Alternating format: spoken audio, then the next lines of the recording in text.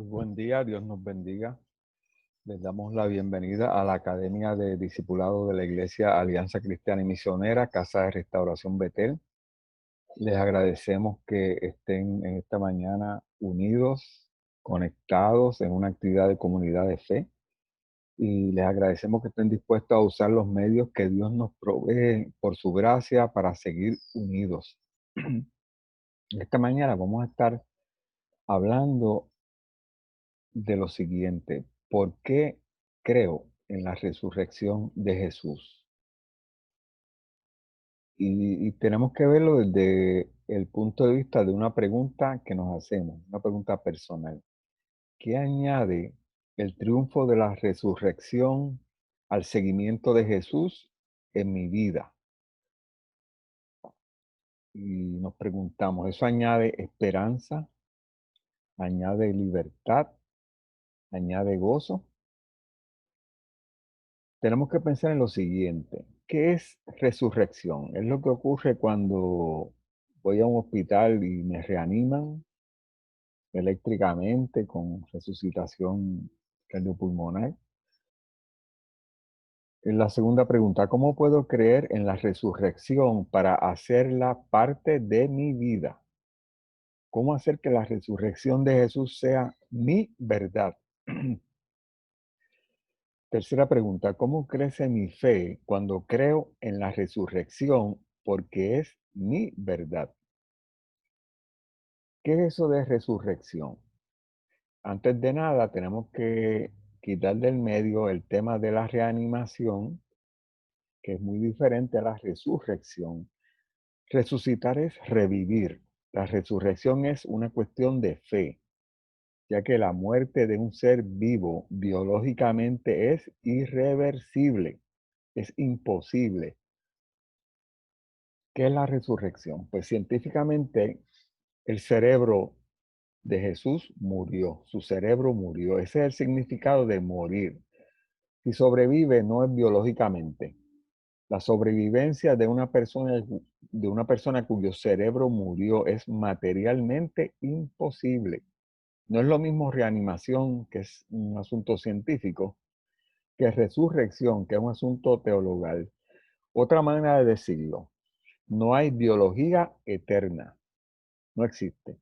Tampoco hay ese tema de la resurrección para la eternidad en la Biblia hebrea. El Antiguo Testamento refiere la devolución de la vida, pero para retornar a este mundo, no para la vida eterna. Solo hay vida humana eterna en interpretación bíblica cristiana. La resurrección de Jesús no es otro milagro más en su vida. No es un gran milagro. No es el milagro más grande de todos los milagros. No es una demostración de poder. Es más fundamental y más determinante que todo eso. Para mirar la importancia de la resurrección de Jesús dentro de la estructura del plan de salvación, debemos tener en cuenta lo siguiente. Vamos a ver una afirmación que ocurre después de la resurrección de Jesús. Está en Mateo 28, versículo 18. Dice: me ha sido dado todo poder en el cielo y en la tierra. Por tanto, id y haced discípulos a todas las naciones, bautizándolos en el nombre del Padre y del Hijo y del Espíritu Santo. La omnipresencia y la omnipotencia de Jesús le han sido dadas, las recibió. Y eso fue después de su resurrección. Es un asunto de exegetas y de hermeneutas discutir si esto significa que la resurrección otorga todo poder a Jesús. En eso podemos estar nosotros, introducirnos en eso y estar estudiándolo, y nos va a tomar mucho tiempo, y no sé si llegaremos a entender la profundidad de ese pensamiento. En Romanos 1:1 dice: Pablo, siervo de Cristo Jesús, llamado a ser apóstol, apartado para anunciar el evangelio de Dios, que por medio de sus profetas ya había prometido en las sagradas escrituras. Este evangelio habla de su Hijo, que según la naturaleza humana era descendiente de David, pero que según el Espíritu de Santidad fue designado con poder Hijo de Dios por la resurrección. Por la resurrección Cristo fue declarado Hijo de Dios con poder, y fue por la resurrección que Dios declaró acepto su sacrificio expiatorio. Este es el centro de la fe cristiana. La resurrección de Jesús es determinante y es fundamental en el plan de Dios para la salvación eterna de los seres humanos creados. La resurrección es el triunfo.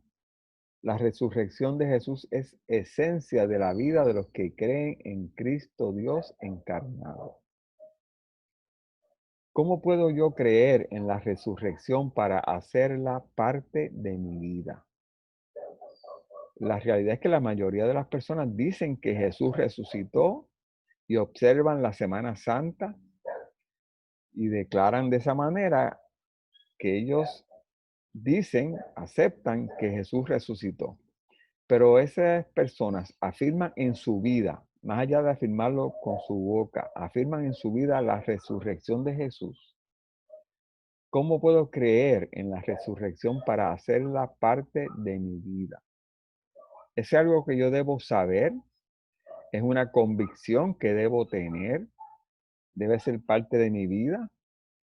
Esas tres cosas no son equivalentes, no es lo mismo saber algo porque alguien me lo dijo o porque me lo copié, que tener una convicción de algo y vivir de acuerdo a eso.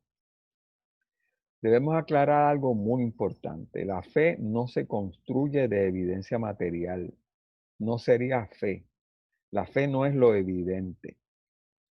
Es pues la fe, la certeza de las cosas que se esperan, la demostración de lo que no se ve. Eso es la versión de Dios habla hoy. Tener fe es tener la plena seguridad de recibir lo que se espera. Es estar convencidos de la realidad de cosas que no vemos. Las evidencias materiales están fuera de nosotros. Debemos construir nuestra fe usando experiencias personales. Las experiencias personales están dentro de nosotros. Es necesario ver las evidencias materiales y junto a eso considerar nuestra necesidad personal de encontrar un Salvador capaz de vencer la muerte. La resurrección es un asunto que contesta mis necesidades y resuelve mis problemas vitales. La resurrección de Jesús es algo increíble. Efectivamente, es algo increíble e imposible biológicamente. Aún así, las personas que se han esforzado en probar que es falsa no han podido demostrar esa falsedad. Al contrario, muchos se esforzaron y estudiaron seriamente todo lo relacionado, pero el resultado es que se convencieron de que es cierta. Hay muchos ejemplos de esto, pero esta mañana vamos a usar dos de ellos. Uno de ellos es el caso de Frank Morrison, un abogado británico que se dedicó a escribir un libro para repudiar la resurrección de Jesucristo. Escribió su libro, pero no fue el libro que se propuso escribir originalmente. Cuando se puso a examinar las evidencias de la resurrección de Cristo, este abogado, y por ser abogado, persona capaz de analizar evidencias, y escéptico porque no creía que eso pudiera ser real, vivió un cambio interior y llegó a ser un creyente. El libro que se escribió lo tituló ¿Quién movió la piedra? Allí establece las evidencias de la resurrección de Cristo. El primer capítulo lleva por título El libro que se negó a ser escrito. Eso nos dice de cuál fue su experiencia, tratando de escribir un libro que se negó a ser escrito y que terminó siendo este libro que está disponible, lo podemos encontrar hoy, muy económico. En inglés su título es Who Moved the Stone? ¿Quién movió la piedra? Otro caso es el del doctor David Nelson. Escribió un libro titulado La causa y la cura de la incredulidad. Él dice que siendo joven y hallándose en la universidad y en la escuela de posgrado, perdió la fe, pero aún así se hallaba trastornado por una intranquilidad de conciencia. Aquí tengo que anotar que la duda es importante en nuestra vida. Si nos atrevemos a dudar o a reconocer nuestra duda, si no la ocultamos, si no le echamos tierra por encima, ahí comienza la búsqueda y ahí comienza el encuentro con la verdad. Con el fin de afirmar su percepción de que la fe era falsa, se enfocó en los escritos y en la filosofía de los ateos. En su duda pudo darse cuenta de que los argumentos de ellos eran tan fatuos y vacíos que no tenían validez. Esto lo condujo a su conversión a Cristo. Recordemos que no hay nada malo en dudar. En el reconocimiento de la duda comienza la búsqueda. En anteriores reuniones vimos que la actitud de los ateos realmente comienza con su enojo con un Dios que no pueden comprender. Tenemos que estudiar este asunto. En el breve espacio de tiempo que tenemos aquí, vamos a considerar algunas de las evidencias que ellos estuvieron considerando, algunas nada más. Podemos mirar lo relacionado al impacto que tuvo la resurrección de Jesús para la forma de vivir de los judíos que le habían rechazado. Algo trascendental debió haber ocurrido para mover tradiciones milenarias y afirmadas como mandato de Dios para el pueblo judío. Por ejemplo, el día del Señor, el sábado. Ese era un mandato sagrado para los judíos y se necesitaría un evento superior a lo natural para que un grupo de judíos conversos cambiaran esa tradición. Igualmente impactante es el cambio en la celebración de la Pascua, que vino a ser la Pascua de Resurrección. Y los testimonios de los judíos, no solamente orales, no solamente lo que decían, sino las representaciones artísticas, gráficas, la evidencia que aún hoy en día podemos ver que dejaron esas personas plasmadas. Tenemos que ver también la aparición de la iglesia, una organización, un cuerpo representado orgánicamente, y cómo creció en una sociedad que los rechazaba y los perseguía. Algo extraordinario tenía que haber ocurrido para mover el carácter, el interés, la motivación de miles y miles y miles de personas. Ese motor que encontramos en los cánticos, la manera en que llevaban a cabo los rituales, las tradiciones, se refiere continuamente a un evento. Y ese evento es la resurrección de Jesús. Igualmente, algo trascendental debió haber ocurrido para cambiar la personalidad de los apóstoles. Vamos a ver una frase que describe el cambio que ocurrió en la vida de los apóstoles debido a la resurrección de Jesús. La frase dice así: los hombres morirán por lo que creen que es verdad. No morirán por lo que saben que es mentira. Aquellos apóstoles temerosos, tímidos, se enfrentaron al imperio romano y a la religión judía.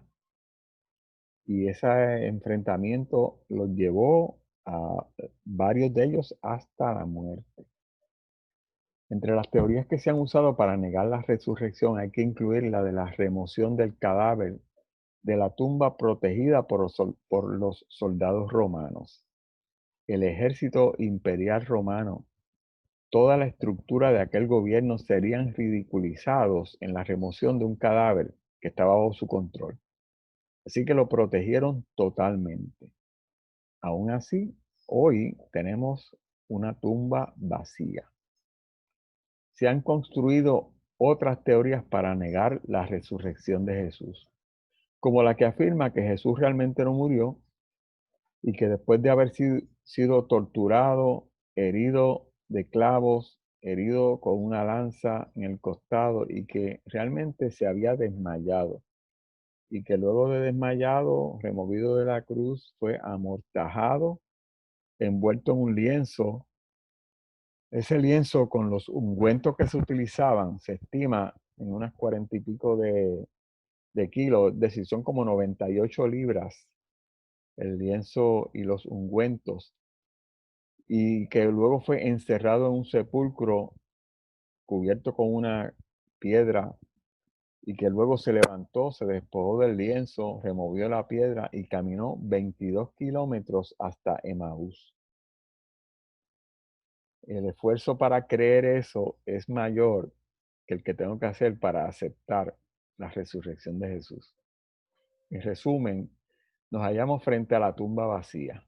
Nos enfrentamos al hecho de la mortaja que se halló en el sepulcro, al testimonio de los testigos, a los 12 distintas ocasiones en que Cristo se apareció a cientos de personas. Nos hallamos frente al Jesús resucitado. Hubieron más de 500 personas. La naturaleza cercana a esas apariciones que ocurrieron en la mañana y en la tarde y en la noche, diferentes momentos del día, adentro o afuera de recintos, en las cuales ellos palparon y tocaron con sus propias manos, a la tremenda transformación de los apóstoles, de temerosos y tímidos cobardes, a valientes hombres y mujeres proclamadores del Evangelio. El apóstol Pedro, que un día se amedrentó frente a una pequeña criada, unos días después estaba enfrentando a todo el Sanedrín, afirmándoles que no podía evitar declarar lo que había visto y oído. Luego tenemos la fidelidad, el carácter, el sufrimiento y la muerte de esos testigos. No solamente los apóstoles, aquellos hombres y mujeres miembros del cuerpo de Cristo, de la iglesia, que fueron a la tortura, a la muerte, al martirio, la mayoría de los cuales sellaron su testimonio con su propia sangre. Los testimonios y las circunstancias que ocurrieron no pueden explicarse si no es aceptando el hecho de que Jesús Cristo resucitó. Muchas personas dicen que no creen. Tomando en consideración las experiencias descritas antes, debemos pensar que la incredulidad en la resurrección de Jesús es producto de no haber mirado ese tema, de no enfrentarlo. Las personas que miran el tema de la resurrección se convencen y se persuaden de esa verdad, pues la ceguera entonces puede ser voluntaria. ¿Por qué algunas personas tratan de no ver el tema de la resurrección? ¿Por qué las personas que se enfrentan a ese evento caen convencidas y persuadidas, mientras que muchas personas prefieren no enfrentarse a la resurrección de Jesús? ¿Por qué las personas no quieren mirarlo? Porque nos impacta mucho, porque el tema de la resurrección nos habla a la conciencia. La resurrección de Jesús confirma y completa la acción salvadora de Dios para los pobres y las víctimas. Realmente todos somos víctimas y pobres, y no queremos ser ni víctimas ni pobres. Ponemos todo nuestro esfuerzo en encontrar riqueza y justicia en lo material, en este mundo, en el sistema, en las leyes, en las posesiones materiales. La satisfacción de la pobreza y la justicia la encontramos en lo material o la podemos encontrar en nuestra fe en Dios. De ninguna manera aceptamos nuestra condición de pobres y de víctimas. Pregunta: ¿Jesús hacía referencia y mantenía relación con el mundo de los pobres continuamente?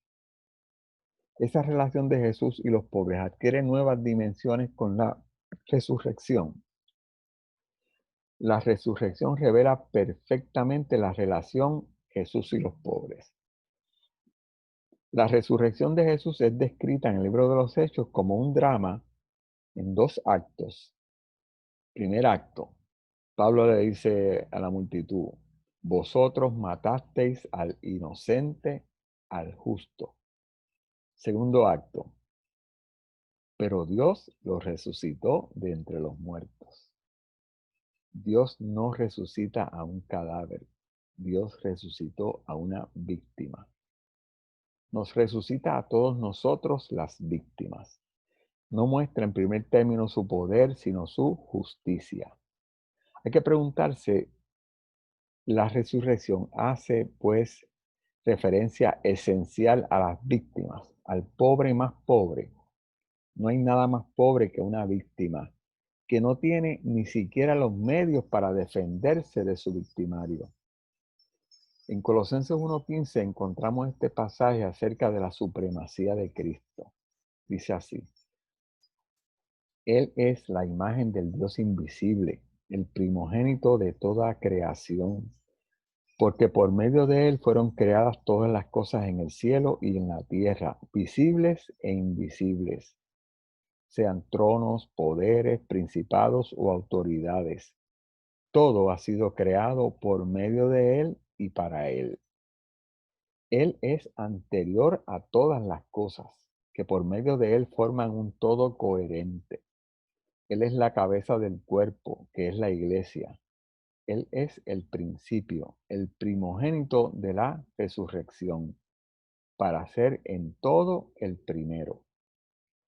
Con la resurrección de Jesús comienza un proceso de universalización. El Jesús de Nazaret ahora es el Cristo del universo. La humanidad víctima del pecado es redimida en el sacrificio y en la resurrección de Jesús. Y podemos venir a ser parte del cuerpo cuya cabeza es el Señor. Las evidencias materiales de la resurrección de Jesús son reales. Es bueno, es conveniente, hasta necesario usar las evidencias materiales como introducción a estudiar la resurrección de Jesús. Le vemos como rescatador de pobres y de víctimas y nos reconocemos pobres y víctimas. Esa introducción al estudio y al conocimiento nos conduce a la fe. Es necesario entender que la fe es más poderosa y es más perfecta que la realidad material. Un asunto tan fundamental como la resurrección va más allá de las evidencias materiales de su resurrección. Implica la evidencia de nuestra condición de criaturas caídas. Puedo alcanzar la convicción de la resurrección de Jesús cuando siento el vacío o la ansiedad que la vida diaria me provoca y reflexiono y leo y me propongo conocer ese evento. Y de pronto siento que me llena. Es la fuente de satisfacción para mis necesidades personales, mis incapacidades, mis emociones. Pensando en la resurrección de Jesús, voy comprendiendo esa verdad. Pensando en la resurrección, ese evento se va convirtiendo en parte de mi vida. Es simple. Para llegar a creer que Jesús resucitó, solo debo interesarme en pensar en eso. El pensar me lleva a mirar esa verdad y a contestarme preguntas. El Espíritu Santo hace la parte difícil.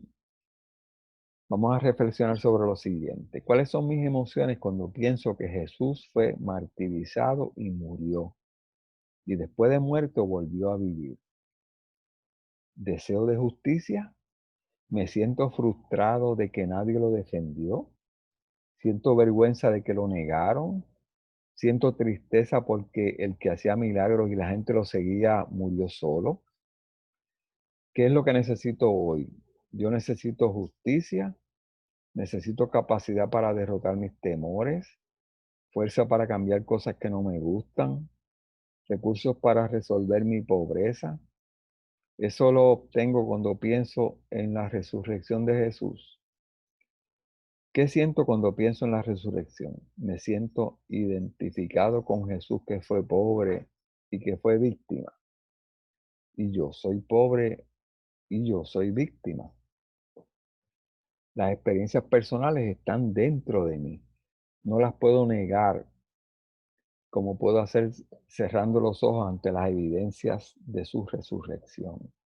El dolor emocional, el miedo o el temor, la ansiedad o el sentimiento de que no soy capaz de satisfacer a los demás, la sensación de que todo me sale mal, el sentimiento de que no soy tan bueno, la emoción de que siento cuando me doy cuenta de mi pobreza material y espiritual, La emoción de saber que he sido víctima como Jesús de Nazaret.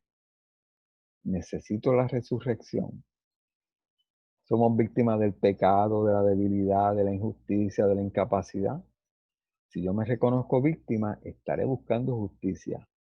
Si yo me reconozco pobre, estaré buscando lo que no tengo.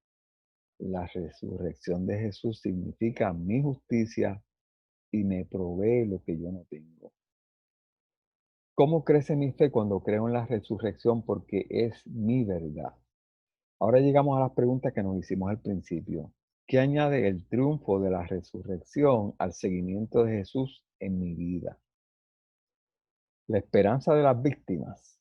Dios es y Dios hace en la resurrección lo que Jesús fue y lo que Jesús hizo en su vida. Alcanza, protege, hace justicia al pobre y al necesitado, a las víctimas del pecado, y les restituye su condición original de hijos de Dios. Si yo comprendo eso, debo reflexionar sobre lo siguiente. ¿Cómo puedo yo vivir desde ahora, desde hoy, como un resucitado? Muy importante decir esto. Vivir como un resucitado no se trata de vivir en condiciones inmateriales, desconectados del mundo, sin enterarse de lo que sucede a mi alrededor, rechazando a los pecadores, sintiéndome superior a ellos. Se trata de vivir el seguimiento de Jesús dentro del mundo con el mayor amor posible. Esta frase lo resume. Hay que ir bajando de la cruz a las víctimas crucificadas. También encontramos, además de la esperanza, la libertad como un triunfo sobre el egocentrismo. Si una persona piensa nada más que en su propia muerte, si le asusta solo su propia muerte, si le importa salvarse él o ella, si la esperanza de supervivencia personal es su mayor y su único problema, por razonable que eso suene, no tendrá una esperanza específicamente cristiana, ni nacida de la resurrección de Jesús. Será una esperanza egocéntrica. Si no me preocupa la muerte o la salvación de los demás, nunca podré llevar a cabo la tarea o la misión que es evangelizar. Jesús resucitó para los demás. Su resurrección fue nuestra salud. Los demás, en este caso, yo era los demás. Yo resucitaré porque Él murió y resucitó para darme vida a mí. Yo vivo la vida de Jesús y no puedo dejar de tener en cuenta a las demás víctimas. Siempre el amor de Dios y del prójimo será el mandamiento. La libertad refleja el triunfo del resucitado, no porque nos aleja de nuestra realidad material, sino porque nos introduce en la realidad poderosa de Cristo resucitado, para amar sin que nada de esa realidad sea obstáculo para ello. Ningún miedo, ninguna prudencia exagerada que nos paraliza. El gozo como triunfo sobre la tristeza. Encuentro esperanza, encuentro libertad y encuentro gozo. La otra dimensión de lo que la resurrección de Jesús significa es el gozo. Y el gozo solo es posible cuando hay algo que celebrar. Vivir con gozo significa celebrar la vida. Esto parece una paradoja en situaciones de terrible sufrimiento como el que ocurre hoy, como el de las víctimas actuales, pero ocurre. Miren qué frase tan bien lograda.